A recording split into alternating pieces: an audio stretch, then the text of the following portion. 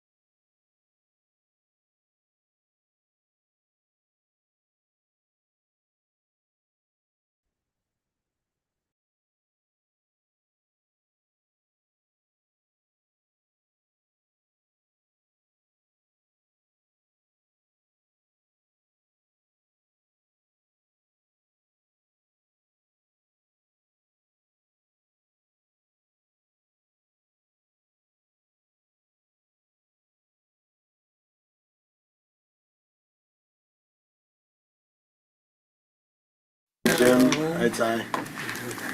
Hey, Jim. I took a picture of the plaza, The plaza, yeah. and I'm not sure it meets what, Mary. Mary, yeah. Why is Now, it? it's possible, and I can show it around later, that all, because the shapes are big, Yeah, yeah. that may confuse people less. We'll mention it. Yeah.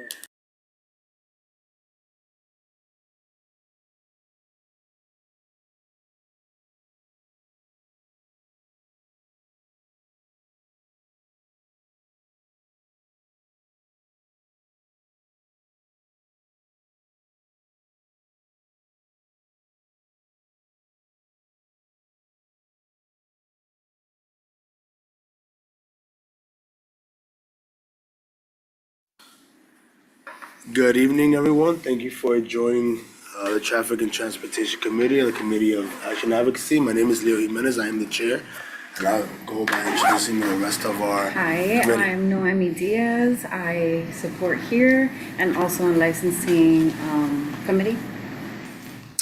Ty Fujimura. I am also in public safety, and I live in Amsterdam in 177. Very passionate about this committee, what we can do.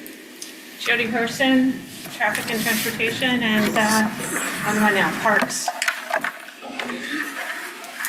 Jim Berlin, I'm also on land use committee, and I'm also the board parliamentarian. And we have Robin joining us online.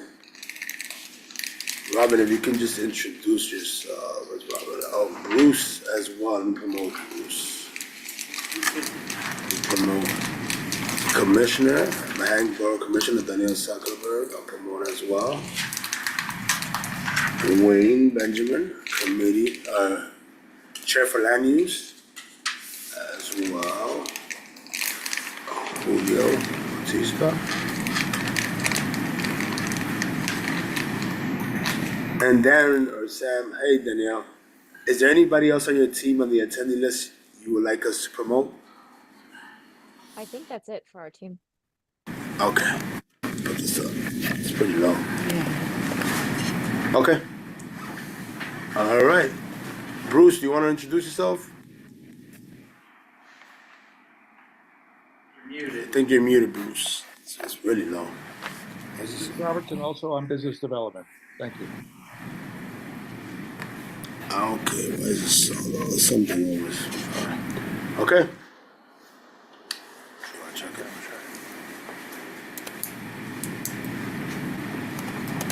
All right, maybe try turning it up on the laptop. Mm-hmm. Now, if you do that, then we're gonna both go.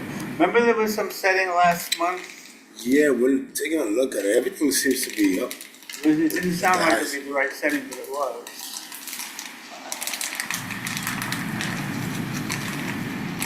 Yeah, this may be as high as it gets. It's We can always use the This meeting speakers for the out. entire year. Yeah, this is community board. No, Can we try let's this? try it. You have to be a member. Would somebody mind saying I something? keep trying. Yeah, no one takes us. My application's been in. Can y'all hear me on the audio, or are you looking for someone to say something? Yeah, I think that that's works. fine. Yeah, It's gonna work for now. Can everybody hear us all right at home? Office? On Okay, CD. great. All right, great. So this should be a rather short meeting. I know our meetings are pretty short, so we're looking forward to that. We're gonna start off with a presentation on Riverside Drive and West 165th Street, and then we'll go from there. And we have Manhattan Borough Commissioner Daniel Zuckerberg. Thank you, Danielle, for joining us. We have Dan Wagner and Sam Hope and Jackie Lazaro from DOT.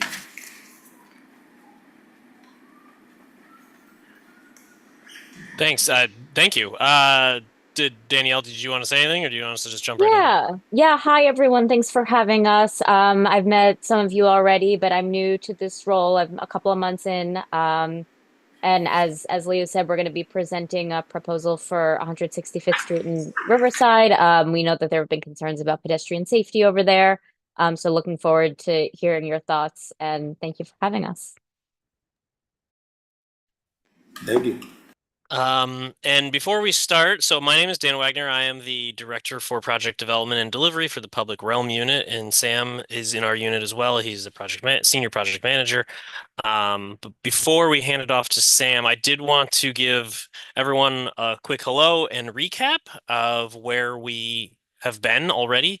The DOT presented to this committee a handful of years ago. 2020, probably 2022, or 2023. I forget the dates exactly, but this is not our first foray into this conversation. I just wanted to remind everybody of what we did and how we got here. And Sam's presentation will get more into that, but generally speaking, this was a proposal to add additional crossings at this intersection. And when we met, we had an on-site, we discussed with the committee some options, and essentially the committee asked us to not ban the northbound right-hand turn, which we have agreed to do, as you'll see in this proposal. But also, I want to remind you that the committee asked us to not do the project at all until the Riverside Drive Viaduct work was completed. So we were waiting. We were just waiting for that to finish. I know that that is a sensitive subject for this committee, and I don't really want to get into the details here because honestly, I am not involved in that in any way. But what I do know is that that project has stalled. So waiting for that project to finish is not prudent. But you did ask us to come back, and so here we are. And that is the update. That is how we got here. And then Sam will take it from here. All right, thanks, Dan, and thanks for having us. I'm going to share my screen and run through our presentation quickly. Okay, assuming you all can see my screen, we're going to talk about Riverside Drive and West 165th Street. Like Dan was saying, this is a complex intersection. It's an important connector for the neighborhood, vehicle traffic connecting to Riverside Drive and then Henry Hudson Parkway and the George Washington Bridge. But it's also an important connector for pedestrians to access the dog park and Fort Washington Park. But because of such high traffic volumes, especially at peak rush hours of cars, it's hard for pedestrians to cross this intersection and get to the park.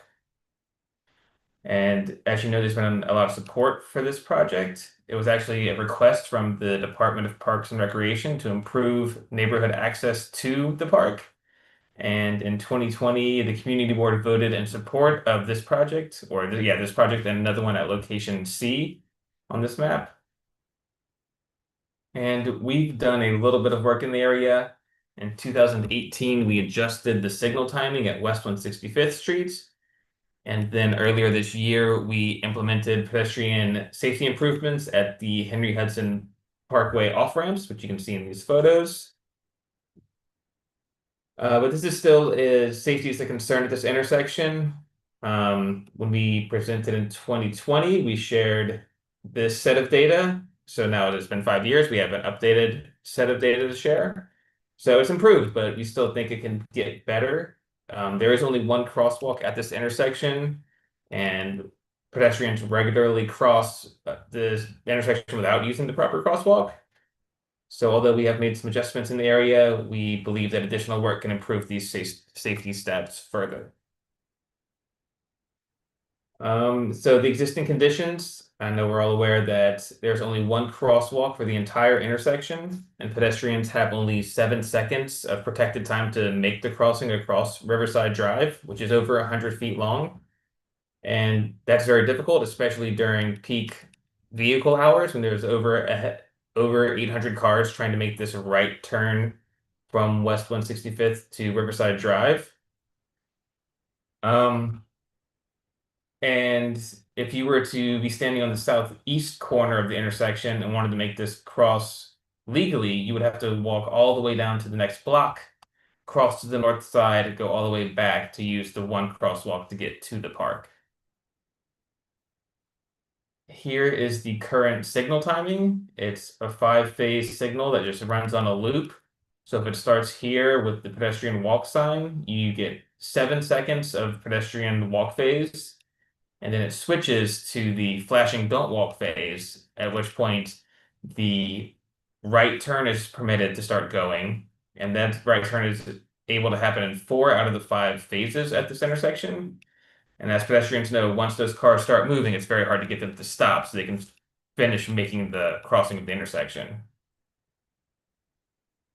So, what can we do to improve the intersection? We have a few things in our toolkit, like changing the lane designations, adding crosswalks, making painted curb extensions for pedestrians, and changing the signal timing.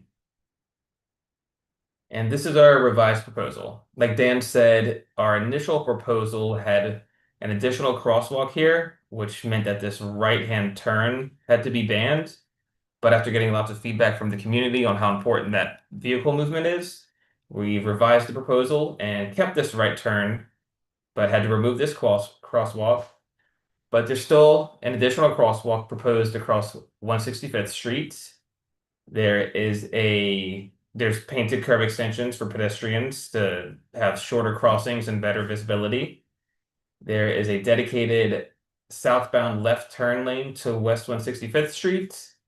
There's an additional proposed right turn lane from 165th to Riverside Drive.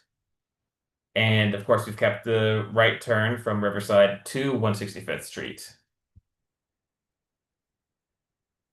And to make this proposal possible, we would have to do some curb management here and reallocate 17 short-term parking spaces on the west side of Riverside Drive. So we have room for that dedicated southbound left-hand turn. We would convert 11 parking spaces on the east side of Riverside Drive to the merge lane from the upper Riverside Drive service road. We'd convert 9 parking spaces on West 165th Street, so there could be 2 dedicated right-hand turn lanes, and reallocate 5 parking spots here against the median on Riverside to keep that right turn to West 165th Street. Here is our proposed signal timing. We have the current 5 phases here at the top. Our proposal would be just 3 phases. It would start with 30 seconds for the Riverside Drive north and southbound lanes to move, as well as the service road would have a flashing red for their movement, and 30 seconds for the pedestrians to cross the new crosswalk at 165th. Then there would be 36 seconds for the right-hand turn from 165th to Riverside Drive, and then 24 seconds for the pedestrians to make the Riverside Drive crossing, as well as this right-hand turn onto 165th Street for cars. And at previous meetings, we had some questions about lighting improvements at the intersection. And wanted to note that the lighting for Rocky's Dog Run is scheduled for implementation probably in 2026. And the DOT will send out someone to survey the area for additional lighting opportunities. And of course, any outages should be reported to DOT so we can make repairs.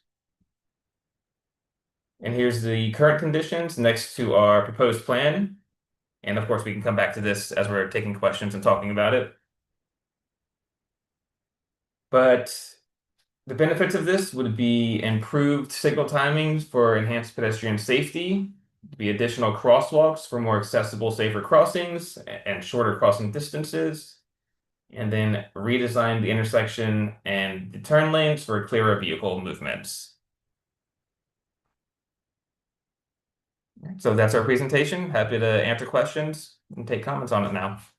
All right, thank you, Sam. Yeah, we have some questions from the committee. I attended a pre-meeting with DOT. I do think they have improved certain things on our previous suggestions. I'm still gonna nail the point or drive it home. I think that the lighting should be included in this contract. I understand certain money might have been allocated, maybe we might have to redesign. I think that if we don't finish or complete it during this go around, I don't see that lighting for the Rocky Run Dog Park implemented or updated the next year. So that's one of my concerns. The other thing is the bike lanes. As you know, we have a huge biking enthusiast community in our area. They're always crying or complaining about not having bike lanes for protection. I don't see any on these plans. And then the third thing, and I'm glad I saw Julio's on, has there been any communication with the New York Presbyterian, especially since they have a project up the block? That also being said, you will be removing about 43 total parking, most of them belonging to doctors. So I'm not sure if that was reiterated or communicated to Julio and New York Presbyterian, but I would have some queries about that. And then we have a couple questions. Go ahead, Well, Jimmy. first off, super excited. I think it's really great to see the right-hand turn that we were waiting for. Just for clarification purposes, I think the only reason why we asked for the 165th Street construction site to not start this particular plan while we waited for the viaduct to finish was because we understood at that time that the viaduct was only 3 months from completion. So, at this point, we're almost 3 years past that point. So I think it's really important. It's a very, very dangerous intersection. So I love absolutely everything that I'm seeing here. But I do feel, as Leo said, that the lighting has been promised since, we had some kind of an assault back in 2013, and lighting has been promised in 2020 for the Rocky Run Dog Park. Then it was the pandemic. Then it's shortly after the pandemic, so we can't do it. Then it was 2024. Then it was in writing, promised for 2025. So a probable is not working for me. I really think that the lighting, my point is that we have, $4.3 million going into the Lily Brown Playground. We have $1.2 billion going into the renovation of the Rocky Run Dog Park. We have asked for a study, actually several years ago, along that stretch of sidewalk from 160 to the Rocky Run Dog Park. And my feeling is that we have these beautiful things, that are almost to completion, and yet we don't have safe sidewalks that are well lit. And clearly the intersection, I'm so excited about that because that was so dangerous. I mean, at a certain point in 2023, we had 5 fatalities at that intersection. And then I do definitely support Leo in that if we're gonna do this, let's look at Fort Washington and 165 too. I cross that intersection often, and it's such a dangerous intersection for pedestrians. And now we have the new cancer center that's being developed. And, if we don't have all of this coming together in a safe way, I'm not sure what the point is. Did you want us to respond, Leo, to each of these, or do you want to wait till everyone talks and have us go? No, yeah, let's have dialogue then, Then after you guys respond, Jim, and then Bruce. See your hand. Okay. I'll start with the lighting piece. And that was before my time, but I know that this is something we're still really interested in doing here. Unfortunately, it's, this is a different division at DOT, so it's not actually linked to this project. And the only mechanism we have for installation is, the contracts we have, and we have this program for the next contract. But we understand that, safety has a lot of different elements to it, and lighting is a big part of that. I'd be hesitant to, slow this safety benefit down as we wait for that one. But, I think that there are real benefits to this project and it should be advanced. But yeah, I think, with the lighting, it's our intention to do that. We can't necessarily do it right now. I mean, my understanding is that it'll be in the next contract in 2026, so the installation might align well, but I don't want to necessarily tie it to that if we can't. But we do recognize it's a priority, and it's something that we're looking to do here. And then just some of the other items you guys raised on the parking. I believe my understanding is that the parking for doctors is actually being shifted rather than removed, but the team can speak to that. And in addition, if there's a desire for a bike lane or a more kind of comprehensive project, I don't know that this necessarily precludes that. And we can continue having conversations about that, but there is a real safety need. I think you guys mentioned the kind of safety concerns and fatalities here. And we're hoping that this work can address that, but maybe Dan or Sam wants to elaborate a little further. Yeah, I'll jump in. Regarding the bike lanes, this intersection needs to be repaired before a bike lane can happen. I don't know if there's any bike lanes in the works, but I trust me that if a bike lane were proposed here without this work, they would get stuck. The proposal would get stuck. The project planners would get stuck. So we're excited to be able to do something that can help a future bicycle facility. And if you want to consider this the first step towards that bicycle facility, that would be fine. And the other thing, I forgot what it was. Parking. Oh, the About parking. The parking. Thank you. Sorry. The parking. That is correct. We are not removing any doctor parking. We are shifting it in this proposal up about 100 feet or so. 140 feet maybe. So yes, a few doctors will have to walk 140 feet further, but they're not going to be losing any of their parking spaces. Okay, Jody had a follow. And I think Bruce is actually ahead of me, but I just wanted to mention, I think that we already knew we were losing we are losing some parking spaces, but I think we knew that in the first design, and we were basically, I think if I remember correctly, we said because we were going to be regaining the parking back from the viaduct, that we were okay. Right now we don't have that, so we're going to lose parking spaces in both ends, but I think we're recapturing parking eventually with the viaduct, when the viaduct project is finished. So we were somewhat okay with the fact that we were going to lose some spaces, and I think still are. Are we losing more spaces though, Dan, with the right-hand turn now being a few, right? That's great. So first of all, the great memory. Everything you said is 100% accurate. That was what we all agreed and discussed. And yes, in order to maintain the right turn, northbound right turn as the committee requested, we need a turn bay so that way vehicles can turn right at a separate time than when. Sam, can you go to the signal timing again? Yes, Sam. Can you pull that up?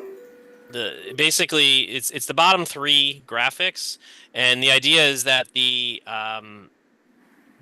northbound traffic on the main line in the first phase on the left, the northbound traffic will be going, and the I'm going to call it a service road. It's called Upper Riverside Drive. The service road will have a flashing red, so they can go, but they're supposed to make sure that they aren't going to, they're supposed to stop and then proceed. And then in the third phase on the right, the right turn bay can go, and because the turn bay has been separated out from the main movement, we need an extra space for those vehicles to queue, and that's where the the additional parking spots reallocation is coming from. So it's an extra 5. Can you pull up the slide with parking removal, parking space losses? Thank you. And then Jim, and then Bruce. Jim had his hand raised as well. Right, and I'm also present in person, so I didn't see that. that's okay. I'll beat you up later. These are thoughts in some probably psychotic order, but what can you do? The fact, which has nothing to do with you guys, that the viaduct has not been installed or whatever, that's just an outrage to this entire community, not to mention the people who live in the vicinity, and that needs to be mentioned constantly, even if, again, you have no responsibility for it. Another thing I heard, I may not have heard correctly, this came in, I think in the first stuff we heard, it sounded like if there isn't a painted crosswalk, you can't legally cross even if you have a green light. I don't think that's correct. I'm sure there are hundreds of intersections that don't have painted crosswalks, so, but that's neither here nor there either. Now, as I understand it from what you're saying, the lighting, which is of course something we've been asking for a long time, is done by a different group. And what we don't want to do, because there are safety implications of this project, is we don't want to delay it. So if the lighting comes later, I think we're just gonna have to deal with that. And the information you provided us, of course, we got similar information years ago, which wasn't accurate, is that ideally it may show up within a year. That would be very nice. As someone mentioned, there's an awful lot of missing parking spaces. And they're not just used by doctors, nor there may be doctor-only parking that may be, although technically they don't really belong to the doctors. But the point is that, you know, at the moment, it's still legal to park on the street, so, and again, it may not be possible, you know, we should always try to minimize the number of parking spaces that we remove. Now, I understand the key, one of our key demands, because the original plan was basically downright faulty, was that people could make a right turn from Riverside Drive, as we call it, to 165th Street. And that you've done, and I think it's essential that that be the case. So that's very important. The other thing, and then this may or not be your precise area either, but as was mentioned, and as you're well aware, a huge building is being constructed at 165th Street and 4 Washington Avenue. And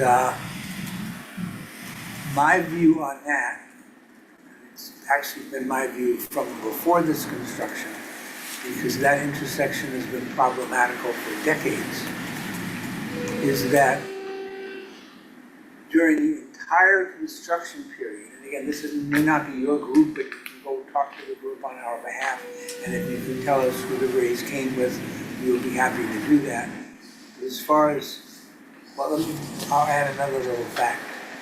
I never take the number 4 bus if I have to get downtown on time, because who knows what happens when you get to the hospital. Coming home, that's another story. And in fact, what's happened occasionally, I was on a northbound number 4 bus. It usually turns at Broadway onto 165th Street to get to 4 Washington Avenue.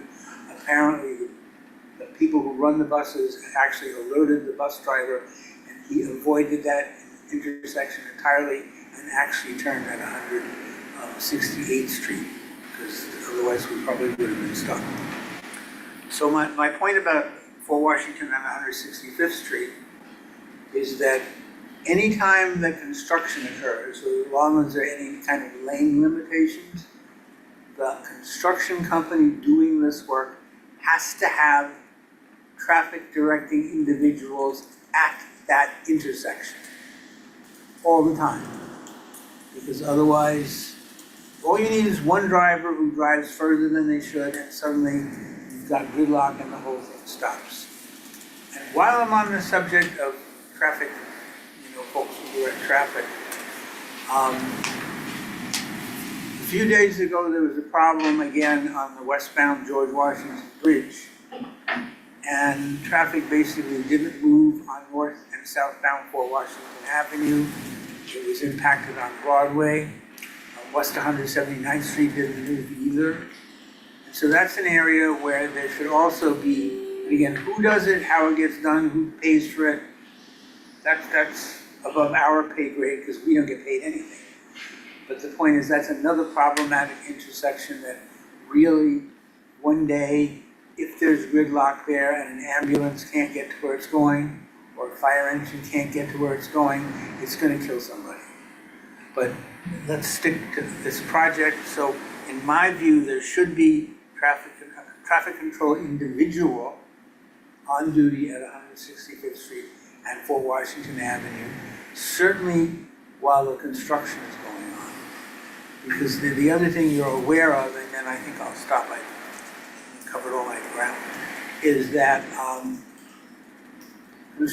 they make plans for construction and then something gets delayed and suddenly the plan is out the window and something happens to the intersection anyway. And that's why there should be this demand, and I think the committee will agree with me, that there should be a human being directing traffic at the intersection of 65th Street and Fort Washington Avenue, every day that, I don't believe they're doing construction on other things, but during the week, there should always be someone there. And that means if they go to lunch, someone has to cover for them. And, you know, again, I'm not saying that this should come out of city funds. Again, at our pay grade, we just make suggestions, and we live here, so we make very good suggestions. But that should occur. Just to conclude, I believe, other than maybe removing more parking spaces than I had hoped, I think your plan meets all of the requests we made of you, and I thank you very much for your efforts.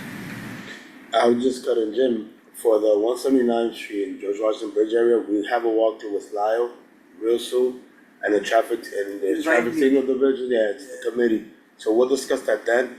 They do have traffic enforcement agents at the busy points, and they have flagmen throughout the day.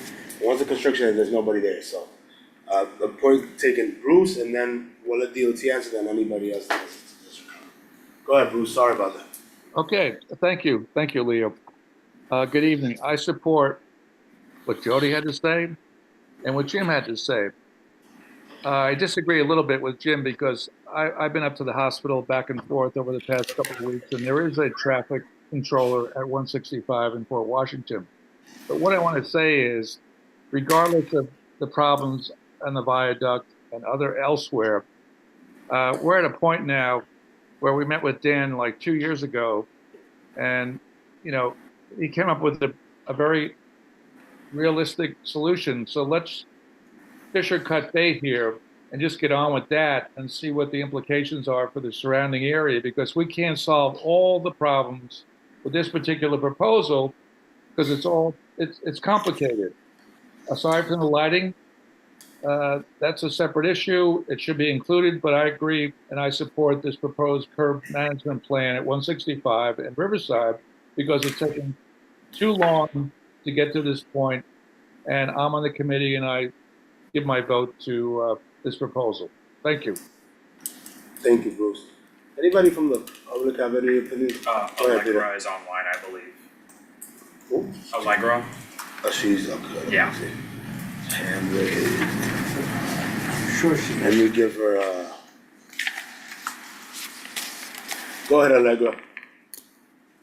Thanks. I have some concerns about, thinking that signal timing is going to do much to improve the safety of this intersection. I mean, the southbound on Riverside Drive, everybody uses that exit because it's the closest direct access to the highway for people living in New Jersey and for people living in like Westchester and Point North to get to the hospital complex. And everybody is making that turn there. So I don't know how signal timing is going to help. Like, would there be like red light cameras? Like, unless we have those things, I'm not sure that this is going to be that much safer. The only substantive difference here is like making the intersection a little shorter with these bump outs. I also wonder, there's a lot of topography here. And although I sense that it would be a difference in price scale, if you look around Columbia, they know that the traffic here is chaos. It's chaos because of the medical complex.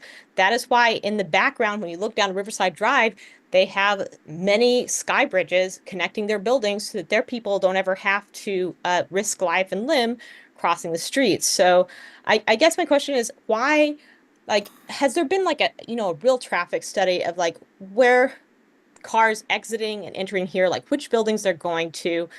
Have you partnered with Columbia to see if there's a different drop? Why do people have to get on the Fort Wash side of Milstein? I've always wondered this. Why don't they just come to the back end of Milstein? Why do they have to make those turns there at all? Which seems just a real challenge. Also, why, there have in the past been sky bridges in CB12 to avoid pedestrians going on the frontage roads for the highway, and this is really a frontage road for the highway.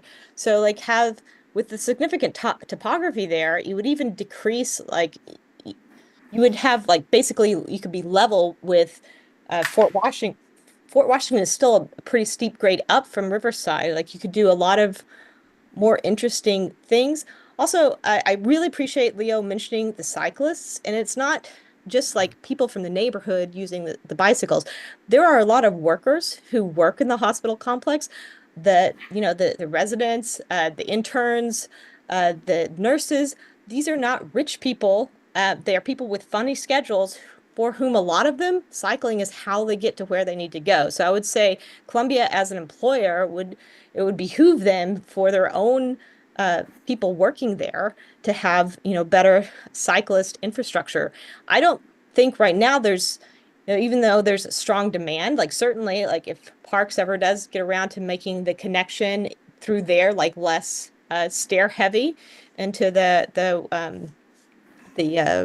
bicycle path on the waterfront, like you could see like a lot more people like might want to be cycling into here for work reasons. But that intersection is just I would say it's not something that most people on foot can do, and me on bike, it's something that's I don't feel comfortable doing because people are speeding, get off the highway, and they get frustrated making that left turn. I don't see any kind of signal changing, discouraging people from blowing a red light on the turn every single time unless you're going to have some sort of automated enforcement mechanism. Thanks. Thank you, Elizabeth. Hi, Leo. It's me, Robin, if I may. Robin, give me a second. Let me let DOT answer. Then I'm gonna go with Julio. Then I'll go with you. Okay, thanks. I mean, I guess there's a lot there. I'm not sure what exactly specifically you want me to answer, but I throw in a couple of thoughts. The Sky Bridge concept, that is way outside the budget of what we're talking about here. To build a new bridge is millions of dollars, and we're talking a few digits less for work. That said, you know, I understand what you're saying. It does create safety. The Columbia access points or frontage using Riverside Drive as a front gate instead of a backside, that is a conversation with Columbia. But if they were to change, I'm sure that the DOT could accommodate some new traffic patterns or some new geometries that would work well with any kind of revised access plans for the hospital complex. And then lastly, the bike lanes. Yes, of course. Like I said earlier, we are very supportive of the bike lanes, and we want to see more of them. That's not a part of this proposal, but you know, if the committee keeps asking, let us know. And then finally, the signal timing. The signal timing is not the signal timing itself is not the reason why this will be safer. The reason why this will be safer is because of the entire project combined. So we're adding a new crosswalk that makes it safer already. You know, as long as it's safe to cross there, and our signal timing allows it to be safe. We also think it's going to be safer because the cars are not coming down. This is mostly an evening issue, but the coming down westbound on 165th Street, in the current condition, they have this basically, it's an almost virtual free right-hand turn. So therefore, the pedestrian who's trying to cross this Riverside Drive just cannot find a gap in traffic. And this signal timing proposal does stop that flow to the point where a pedestrian can't, you know, the cars have a red light, so the pedestrian can be able to cross the street. I hope that was most of your points. Let me know if I missed something. Thank you, Dan. I'll allow Julio. Julio had a comment, and then we'll go to Robin Cruz and then Tosh. And then you go all the way around and come back. So just a couple of things.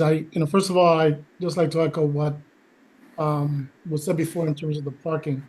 There are at least 31 parking spaces and I'm not sure about these other doctors' parking spaces where they still exist, but clearly there are 31 parking spaces that will be taken away from parking, and I'm sure folks that come there will find some other place to park, and maybe that could be resolved that way. But also to Jim's point, the hospital does have 3 DOT traffic enforcement that are in Fort Washington, and one just north of that for traffic mitigation. They will continue to be there until the project is completed, which is the Beacon project at 165th and Fort Wash. The only other concerns that I really have is that we do have a truck. I'm not sure how often they do this, but they come to 165th Street and Riverside Drive, where the Milsting is, which is the north side, where there's a where they put in the oxygen for patients in the hospital. So if we're going to make that a sort of travel lane, that would impede them from being able to then deliver the oxygen. I can sort of follow up to ensure that that is still the case and that we have no other location to be able to do that, but that will create a problem for for the delivery of the oxygen. This is clearly an improvement to what was shared about 2 years ago, a year and a half ago. Glad to see that the right turn is there. However, the big issue here is really how do you get the folks on the south side of 165th Street across to Riverside Drive? I think, and I'm just knowing or thinking of people's way of thinking, is going north and then go across and then go south. I'm not sure too many people are going to be doing that. I think that people's intention is, I'm across the street, I'm still going to cross on the south side. And so I just like to ensure that DOT has looked at every single angle and possibility that there is no way of being able to establish a crosswalk really on the south side of Northwest 65th Street for the pedestrians to cross safely. Because again, I'm not sure how many people are going to go across 165th Street, then across to Riverside Drive, and then south to the dog. So, again, I just want to make sure that that possibility was exhausted. Yeah, I'll speak to that. So we got this request in 2013, and here it is, 2026 is next month. We have exhausted every single thing that we think is feasible to the community. There are some things that we could do that we are assuming the community would be against, and so we have not proposed those, but we certainly looked at them. If we want to keep the crossing and we want to keep the right turn, as you just discussed, we could remove the entire upper Riverside Drive as a driveway or as a roadway, and I just don't think that is feasible or likely to be accepted by the community. So it comes down to, it's either a southern crosswalk or a right turn bay, or right turn, permitted right turn. That's I think you're muted if you want to respond. I'm sorry, I don't quite understand.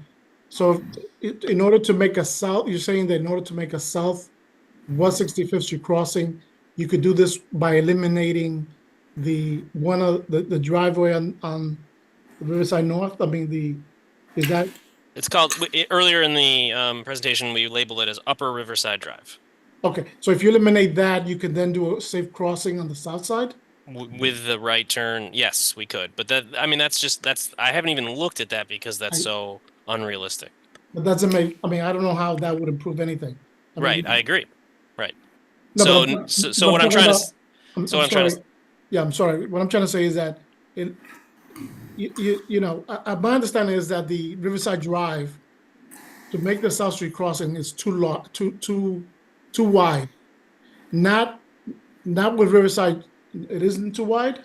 It's not that it's too wide, it's that there are too many movements trying to go through the intersection in order to process all the traffic in a way that is acceptable to the standards of processing traffic through an intersection. That's why we keep showing the signal timing. Sam, if you want to go back to the signal timing again, I'll show you. So look at the bottom three graphics, and in each phase where the southern crosswalk would be, there is a conflict point where traffic is driving through. So in the first phase, on the leftmost phase, the northbound traffic is going through that crosswalk, so that those pedestrians cannot cross at that time. In the second phase, the southbound traffic is continuing to cross through that new crosswalk, so the crossing cannot be then either. And in the third phase, there's a double turn. There's both the northbound right and the westbound left who are going. So there is no time for the crosswalk to exist. That's what we looked at trying to. This is a 90-second cycle. We looked at making it 120, like a longer cycle. But all that does ultimately is create more delays, which would, in common parlance, is more congestion, more traffic. So we didn't want to do that either. Like we have looked at everything, and this is the best we can do, meeting the committee's requests. Thank you, Dan. Robin, let me let Robin ask his question and we're gonna tie. Hi, Leo. I just have a comment. I agree with Julio about the trucks. The trucks being there for like in the morning, early in the afternoon, and this is worse. It's gonna be worse. And also, I agree with a lady was talking to. But I have a question for you guys. Did you been there 4 p.m. or early in the morning? It's crazy the way people want to drive there. People want to get to the job, to work early. In the afternoon, people want to go home. So changing this the way you wanted it is going to be worse. That's my end, quite frankly. Thank you. Changing it can be worse, is that what he said? Ty, go ahead. Okay, on the bike lanes, can you just, I'm new to your process, so can you just educate me on why it makes more sense to do those as separate projects rather than just doing it at once in one redesign? Sure. So a bike lane is usually many blocks, a mile, 2 miles, whatever it is, which would require the analysis to take to be a mile or 2 miles long, depending on where we want to route the bike lane. So you can't just add a bike lane in one little intersection, and we're just focusing on the one intersection.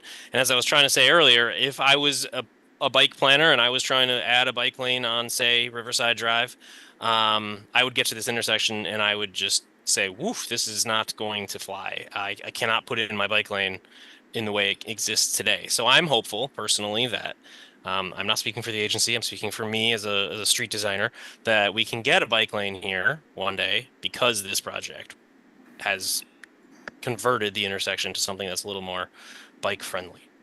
Okay, so you believe that this design is more compatible for that future project? Yeah.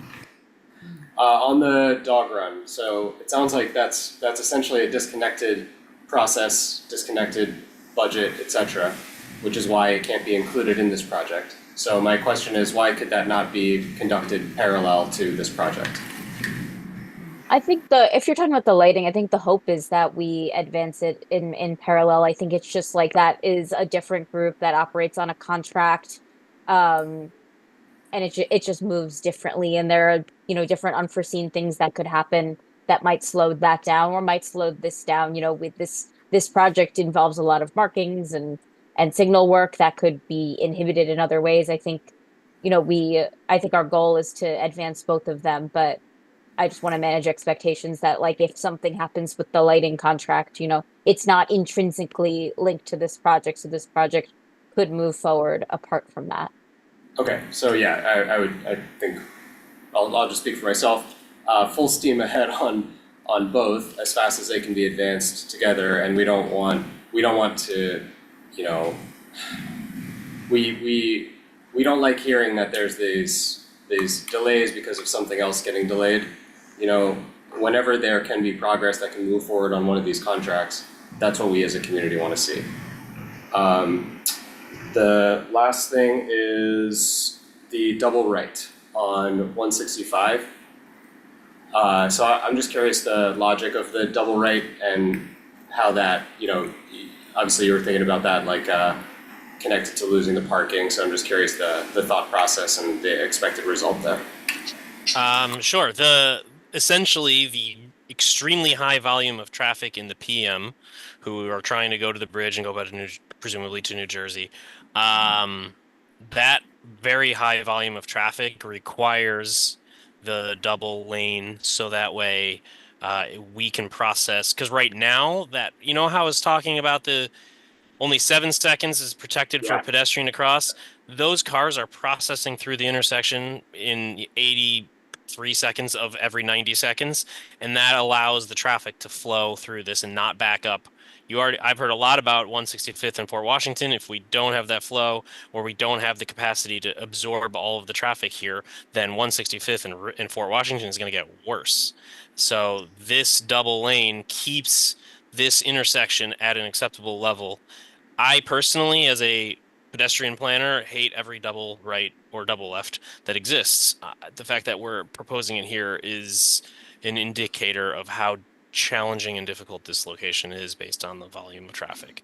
We do not want to do this. This is the only solution. Okay.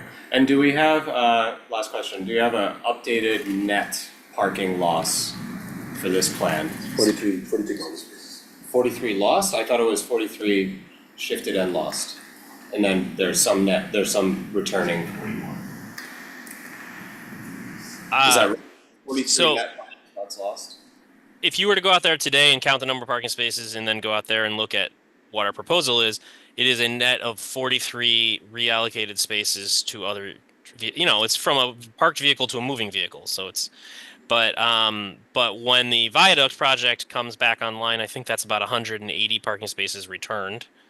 And then we're shifting a few. I think it's 160. Okay, 160. I was guessing off the top of my head. And then the shifted parking spaces is only about, I think it's five or seven, plus or minus. Got it. All right, Jim, and then Fred, and then we'll close off and discuss. And then put forward a resolution. To begin with, thank you, Julio, for informing us about the traffic control at 165th and Fort Washington Avenue. Means that this is being responsibly handled, and it made me very happy. Way back when, and I've been around for over 40 years, the hospital originally had a whole system of sky bridges. One of the problems with the sky bridges, even the current sky bridges, is they're only available to hospital personnel and patients. They're not available to the public. Now, any sky bridges, and basically these sky bridges were all built by the hospital. So, but again, additional sky bridges to get over, problematical streets, they would have to be public, as well as for a variety of reasons, not just the mere fact that they ought to be public, but if you have sky bridges for the elite, no one's going to give a damn about the public walking on the street, and that will make the situation even worse. The only other thought I had, and I'm sure this is something Julio has thought of, in fact, he may have mentioned it. It might be possible, I presume the oxygen deliveries are daily, but it might be possible to arrange them for 2 in the morning when there's no traffic. And if that were possible, that would make it easier, among other things, for the oxygen delivery vehicle. And if you think about it, the last thing we want is an accident to occur with this high pressure oxygen. It's actually liquid oxygen. And if God forbid something were to happen, that would be horrifying to say the least. So, now the other thing, and I think it's been explained to us, and I think everyone now understands, we cannot have a crosswalk at the south end of the intersection. Because traffic is always going through there. But what we could do, for all the good it'll do, but it may do some good, is have a big sign, for your safety, use the intersection on the other side of the street. It can be in English and Spanish, and if there are other languages people around there use, it can be in those languages too. We'll do our best to encourage pedestrians to actually use the crosswalks. I don't know if Dan, does DOT provide those type of signages? Or Danielle? We can check with Borough Engineering to see what's kind of in our portfolio that might help better direct pedestrians. That doesn't sound precisely like a sign we have, but we can see what we might have been able to do in other locations. And Dan, maybe you have an idea. No, that's the answer. But the other thing I want to point out is that with the additional crosswalk that we're proposing today, some of the people who cross on the south crosswalk, I think would be more likely to use the two that were, the new one and the old one, rather than just crossing freely. I think it's going to induce better behavior, is what I'm trying to say. Thank you, Fred, and then Julio, one last comment. Fred Yeah, first. just- Let me get yeah, Fred just- here. Julio, yeah, give me a just- second. Fred has his hand up for a while. Fred, go Thank ahead. you. I will say, having driven through this intersection daily for the last 8 years, I have some data in my head. So I'll take everything in the reverse order. In Midtown, there's certain blocks on 6th and 50th where you cannot cross at every place, and that sign is in wrought iron, and it works fairly well. So a permanent barrier here would stop the south side crossing. Parking spots, those parking spots are probably mostly used by hospital employees. They are not resident parking. And some of them are signed oddly where you can like leave your car there the entire day except for a weird period. Like So, 4 to 7. I don't think it's a great loss to lose those parking spots. It's dangerous to park there and get out of your car, literally taking your life into your own hands. The bike lane, I'll just say this briefly, the bulk of the traffic probably is coming up Riverside Drive and going over the George Washington Bridge and vice versa. Okay, so overall, I would love to see this project get done. I'm just reiterating what Bruce said, it's like, there's a time where you just have to do it, and now's the time to do it. And the points raised there's been many points raised, and it just shows how complex this intersection is. It is essentially a freeway off-ramp that interfaces with the city. It's people going south and people going north on Riverside Drive. We're not gonna solve this intersection in the space we have. And this proposal looks like an excellent proposal where people will no longer get run over. And literally you had 7 seconds to scamper, and to come eastbound, you had time. I don't even see how you do that. I don't know, like that's Frogger, we used to play that in a video game. So, thank you, this is better, I'd love to see it as soon as possible. And then it's agree with you. incremental change, we just go on to the next step, and then we go to 165th and Fort Washington, which is a huge problem, and that involves the hospital solving the Scott Bridge. Thank you, Fred. Julio, and then we'll close. Yeah, out. I just want to just offer one last comment on this. When we met last time around this project, we also asked DOT to consider placing signage before people got to 165th Street, alerting them that if they wanted to cross over, they could do so on 163rd by the park.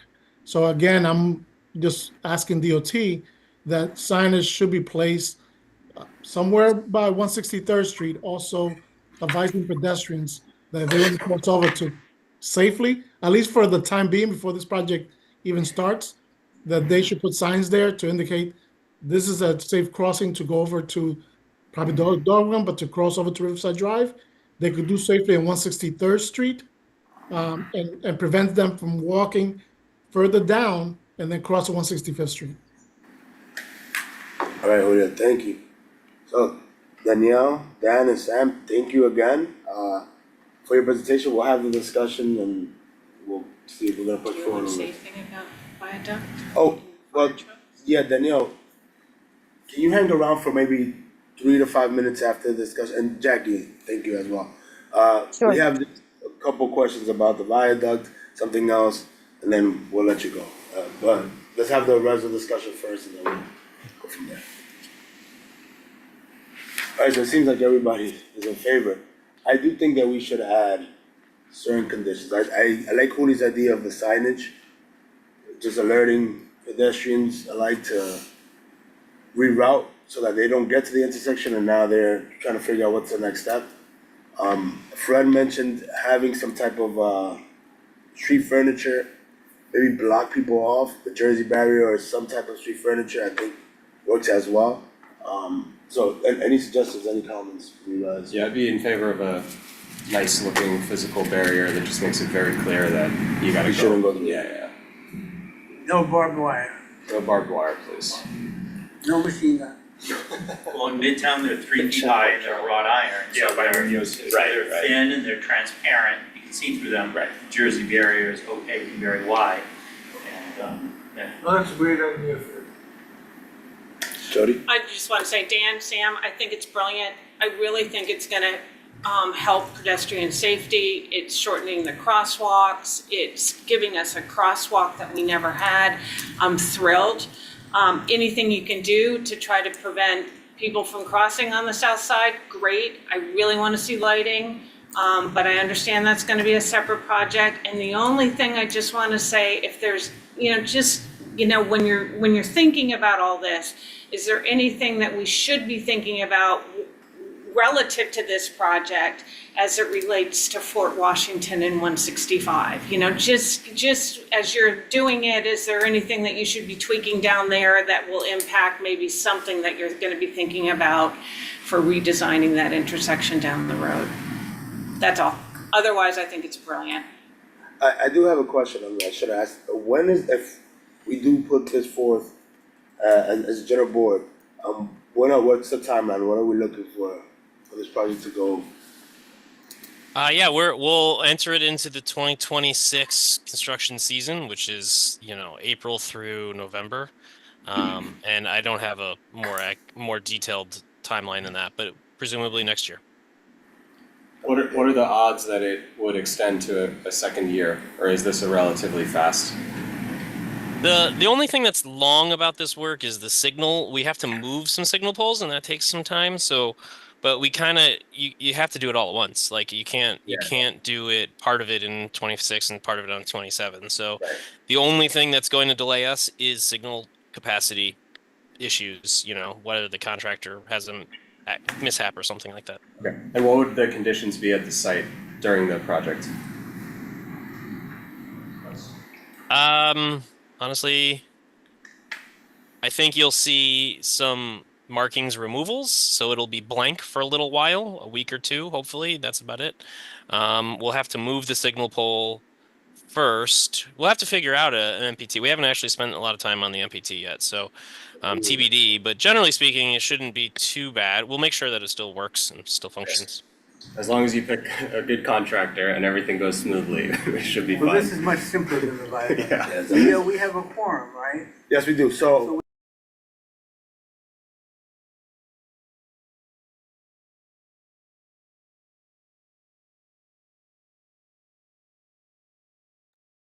I just lost audio. yeah. Everybody in favor, so all of us on this side voted yes. On the committee, Robin, Bruce? Yes. Hello? Yeah. What are you saying, Leo? Sorry. We're voting on the reso. Yes. Yes. Okay. Okay, so Yeah, this let me pass, I'll just take. do my shout out again. Go ahead. Thank you, DOT, you did what we asked you to do, and we are pleased. And generally, this board is never pleased. We sort of grumble, even when it's good, so keep up the good work. Okay. Thank All you right. very much. This passes at the committee level. We'll propose it for the general board and we should go from there. I think it should be something we've been asking for a while. Yep. All right. Thank you guys for joining us. Danielle, we have a couple questions. Just want an update on the viaduct. I know it's still litigation. We discussed certain things offline. It was brought to my concern by Jody and a few community residents in that area that they are still, emergency vehicles still haven't been able to access the viaduct area. They have to load their vehicle or load their emergency vehicle down some steps. They have to climb all the way up, and it's an issue. When I had spoken to Lyle, one of the agreements he said that could be worked around is it's providing access to these emergency vehicles. If there's a fire in that stretch, it's gonna be pretty bad. That's what I know. You guys opened up, I guess, for the bus stop. I think you opened up some areas so that people can access the bus more safely, access it more safely. But I don't know that there's anything that's been done to open it up so that fire trucks and ambulances can access those residents. No, go ahead. Yeah, no, I mean, I know that there's a sign on the back of River Arts building that, has their address on it, and then underneath in black magic marker, it also says 3 other residents access, and it's a 3-flight staircase. where an ambulance would enter to access the River Arts and these 3 other residents. It doesn't seem like that's a safe way to get an ambulance to these buildings, and I really have no idea how a fire truck would access those front-facing residents should there be a fire. Yeah, we can talk to the team, and this is specifically outside of River Arts, or is there a certain stretch you're talking about? I think it's from 153 to 155 to 160. Along that whole stretch, but there is a significant area where the cement barriers, and I would have to say it's about, halfway along that stretch. The back side of River Arts does suggest that it's 4 residential properties that the ambulance accesses through the backside of River Arts, which seems absolutely crazy. It's 3 flights of stairs, and then the 4 buildings in the front. I just don't know how a fire truck would get in there. We can double check on that. I think generally we've been talking to the team about what flexibility there is to modify elements of the site.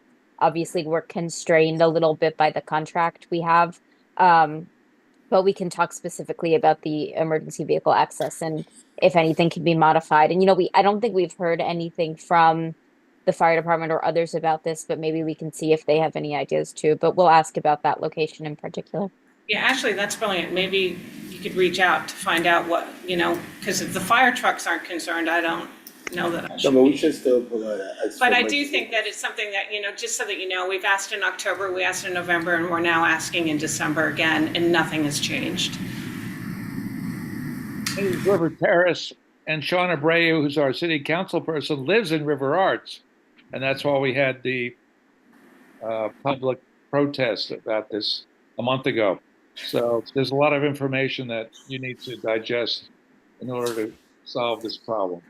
Yeah, I know. I was over there last week, and I know just generally this is a challenge for everyone involved. And I think, while we can't completely modify the staging we have now, I am kind of working with our bridges team to see what's possible. I know that we've cleaned it up a bunch, and we're still working on ways we can kind of refine the setup. But and any feedback you have about kind of tweaks we can make, we're happy to always take a look at that. I mean, the only thing I can think of is that there's 2 areas on either side where it's gated. They're 9-foot gates, and maybe those gates could be removed, and maybe just, those rubber barriers or something placed in front so that a fire truck could move. Take a look at where, the gates are closed, so it prevents any traffic from going in there. But I do believe when I look that there's a pathway for a fire truck to get through if those gates were simply removed. Yeah, they and can something remove it, else maybe was add placed. channelizers, which make it easier take a look. for emergency access. Take a look. Yeah, we Then- can see. I know generally, there is concern about general traffic going over the plates because they can't withstand the weight of general through traffic, but we can see what, if any, emergency vehicle accommodations are needed.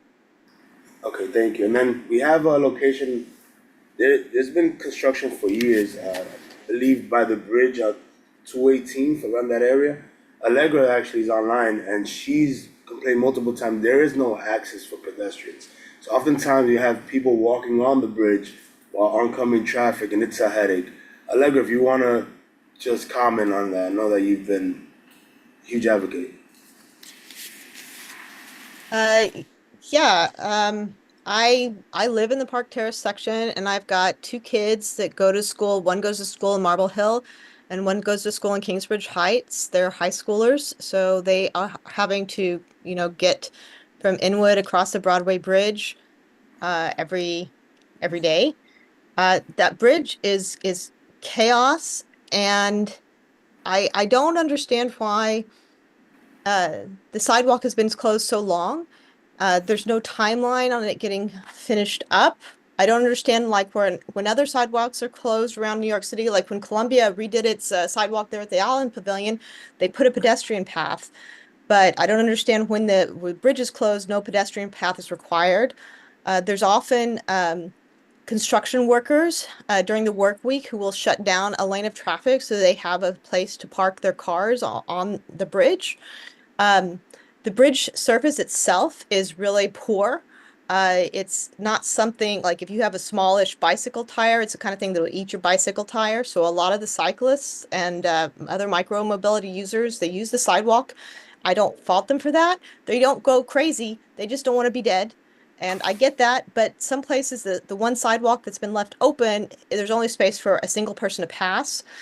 There is a charter school right there, the Zeta Charter School on 219th, just one block east of Broadway. And there is a steady stream, very, very, very crowded conditions getting across that Broadway bridge. The other side of the Broadway bridge is chaotic right now because the MTA is doing a lot of work on the elevated one train sections. And so there are randomly different pieces like, one lane of the inside lane will be closed up on Broadway. Sometimes the outside lane will be closed on Broadway. So the car traffic there is very, very chaotic. And it feels like it's interminable, and there's not, there's just the access between the communities has been completely shut off.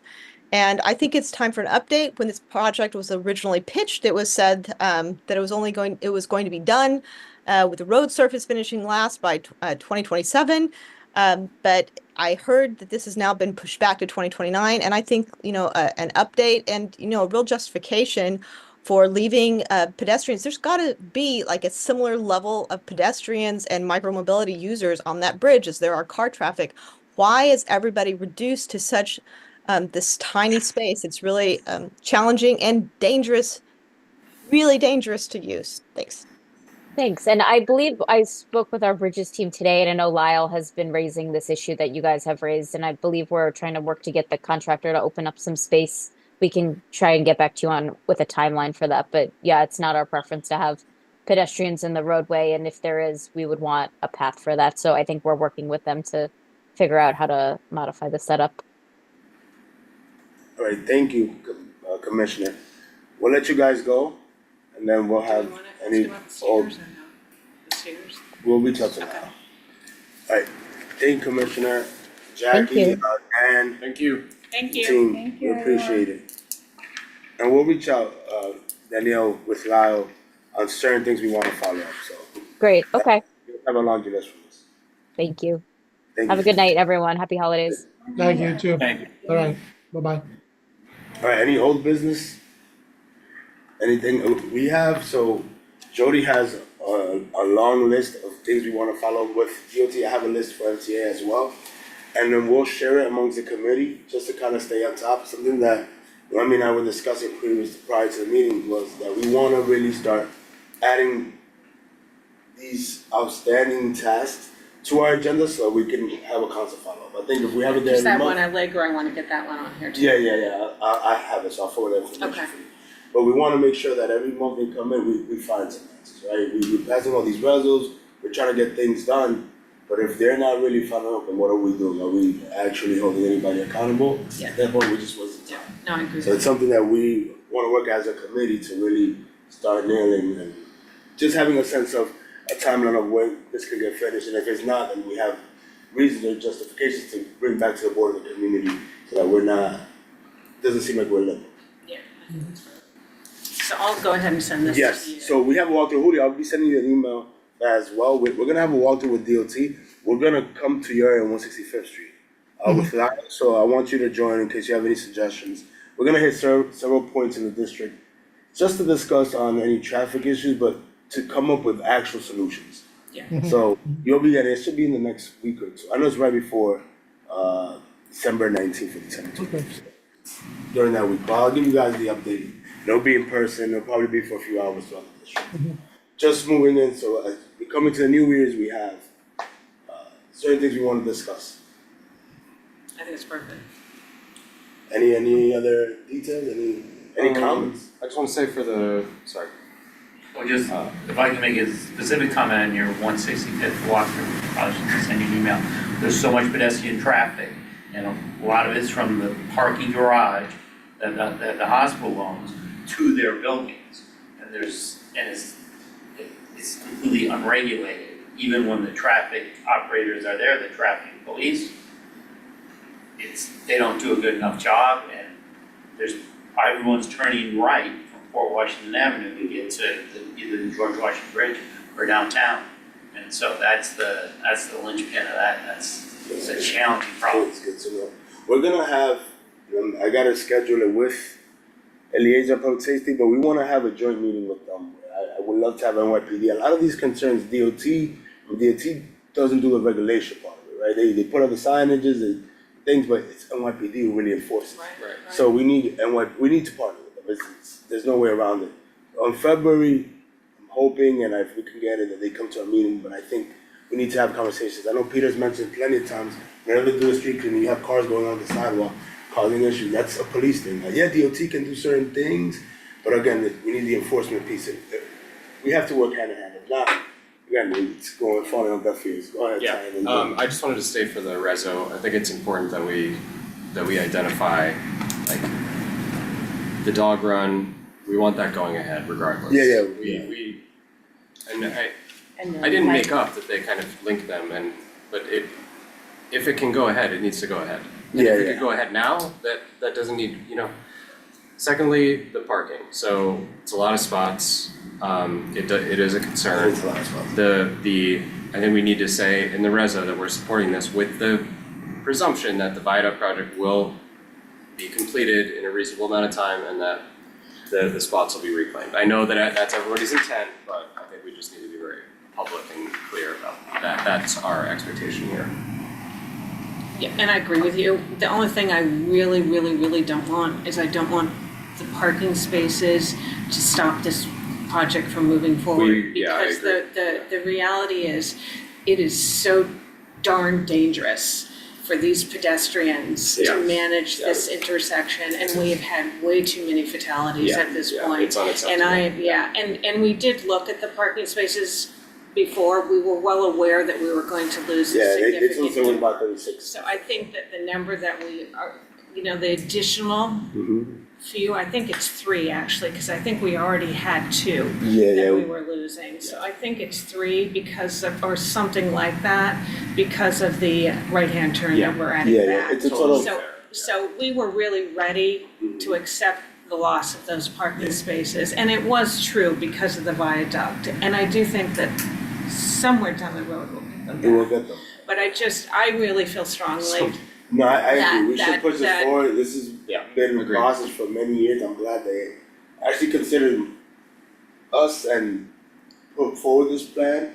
We will mention all these things. I think it is good to mention on the reso, just so they know that we're gonna keep following up Right. Yeah. on A, B, C, D. But I think we need to push this forward now. Yeah. If not, it will be another year or 2 before they come back. And I'm anticipating all the members on the full board who didn't have the benefit of this discussion will immediately react in certain. And also, I do feel that there's Back a and certain point forth. where these guys have been doing, sorry.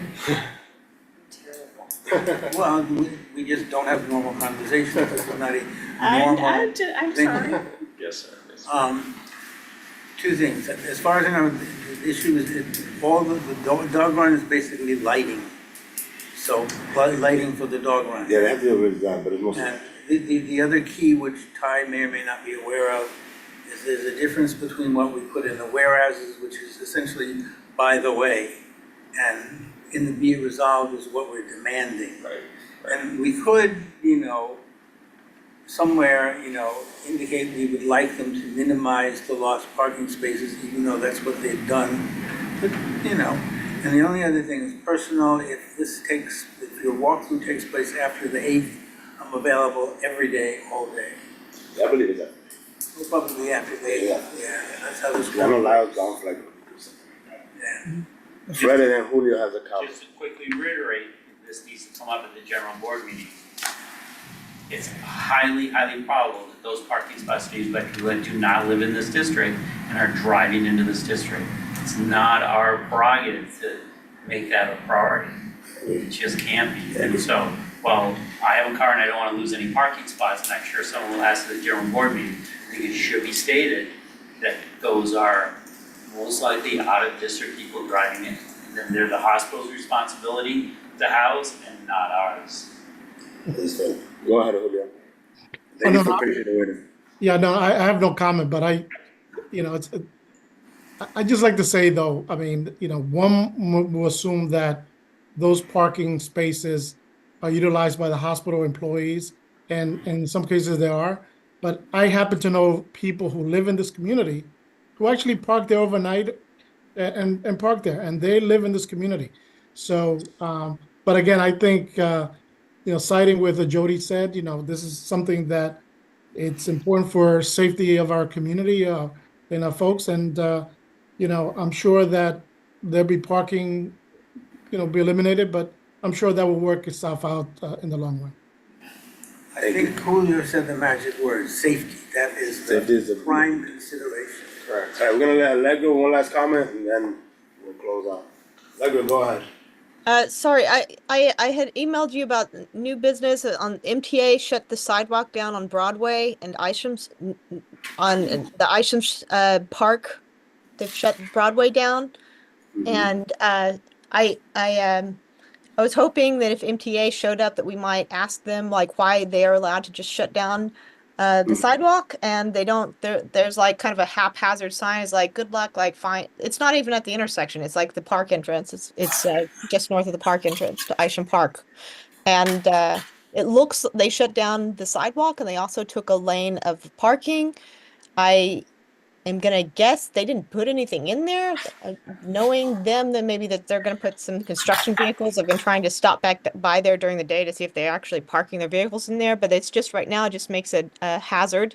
They put a couple of those, the 50-gallon orange cone things in the road, which the cars have already now bumper carred out of the way. So there is no safe way to do that, and I don't understand why they didn't make a safe pedestrian crossing. Like I thought that they were supposed to maintain safe pedestrian crossing. So I did forward the concerns to Alberto. Alberto unfortunately has been very busy last month with other board meetings that he has to attend. But he said he will get back to me this week. So as soon as he does, I'll make sure to forward it to you. But is that per regulation? Oh, I forgot when the other lady was here to mention like the ADA access that it is. I hope she does have a look because the ADA access on 9th Avenue and Broadway, it's comical. They have installed like the squirreliest shaped pedestrian crosswalk that I've ever seen. It kind of makes this grand S shape across 9th Avenue where it comes into Broadway. I'm pretty sure that's not up to code, but I hope that if Danielle takes a look at that whole Broadway, that maybe they can do something because that's also bad. But I would really like to just be able to walk on the sidewalk. I know I'm a cyclist, but I do walk around my neighborhood and it feels like bad right now. Yeah, I understand. As soon as I get an update from Danielle and from Alberto from MTA, I'll send it forward. In just general, whenever contractors bid for these projects, they get a set of specifications. Part of the specifications include MPT or maintenance or protection of traffic per se. They have to follow certain specs. So if you see something wrong, and I will mention it, that means it's most likely not up to spec. And that's the job of DOT and MTA to follow up with the contractors to ensure that. Yeah, so as soon as they give me an update, I'll let you know.